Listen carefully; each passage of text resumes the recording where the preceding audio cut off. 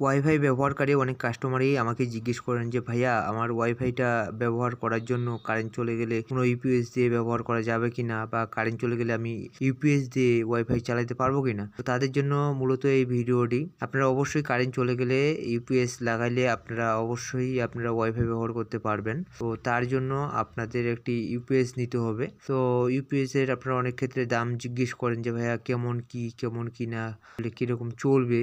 তো এটা নিয়ে পুরো বিস্তারিত একটা ভিডিও আছে, ভিডিওটি আমি আপনাদেরকে এখানে দিব, আপনারা দেখবেন, সমস্যা নেই। আর যে বর্তমান ইউপিএসটার কিছু ডিসকাউন্ট চলতেছে, তাই আমি ভিডিওটা আপনাদের জন্য করলাম। আপনারা চাইলে আমাদের চ্যানেলে এই ভিডিও ডেসক্রিপশন বক্সে আপনার এই দারাজের লিঙ্কটা দেওয়া থাকবে, সেখান থেকে আপনারা ইউপিএসটি অর্ডার করতে পারেন।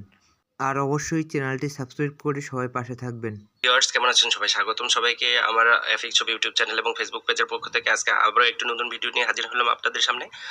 এটা ছিল হচ্ছে এফএক্স মিনি ইউপিএস, যেটা হচ্ছে মেটাল বিল্ড, এবং এইখানে দেখতে পাচ্ছেন একটা সুইচ আছে, ইনপুট বা চার্জিং পোর্ট আছে।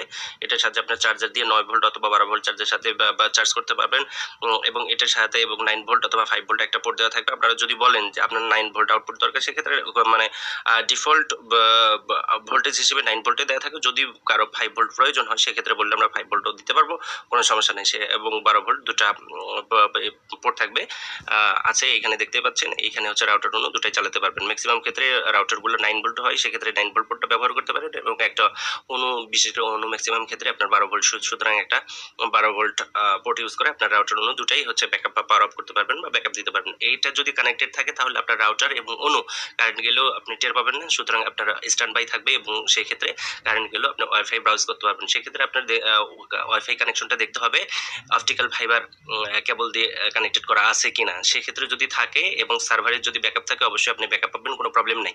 সেক্ষেত্রে আগে আপনার যাদের থেকে কানেকশন নিয়েছেন বা আইএসপি, তাদেরকে একটু জেনে নেবেন, তাদের থেকে জেনে নেবেন যে তাদের পাওয়ার ব্যাকআপ আছে কিনা।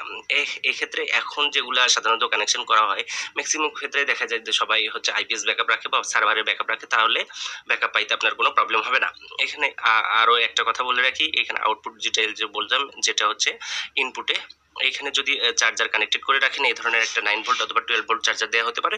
আপনারা এইটার সাহায্যে ইনপুটে যদি এটাতে সাথে কানেক্টেড করে কারেন্টের ইয়েতে ইউজ করতে পারবেন, প্লাগে ইউজ করলে এটা হচ্ছে আপনার যখন ফুল চার্জ হয়ে যাবে, এখানে যখন চার্জিং দেখাবে তখন তো এটা বাতি জ্বলা অবস্থায় থাকবে, আর যখন কারেন্ট মানে এটা ফুল চার্জ হয়ে যাবে তখন বাতিটা কিন্তু বন্ধ হয়ে যাবে। আর কন্টিনিউয়াসলি এটা 24 ঘন্টায় আপনি কারেন্টে লাগিয়ে ইউজ করতে পারবেন, কোনো প্রবলেম হবে না। এবং আউটপুট এই ধরনের আমরা দুইটা আউটপুট কেবলের মাধ্যমে আপনারা হচ্ছে রাউটার এবং অনুকে পাওয়ার আপ করতে পারবেন। যদি আপনার রাউটার হয় 9 ভোল্টের,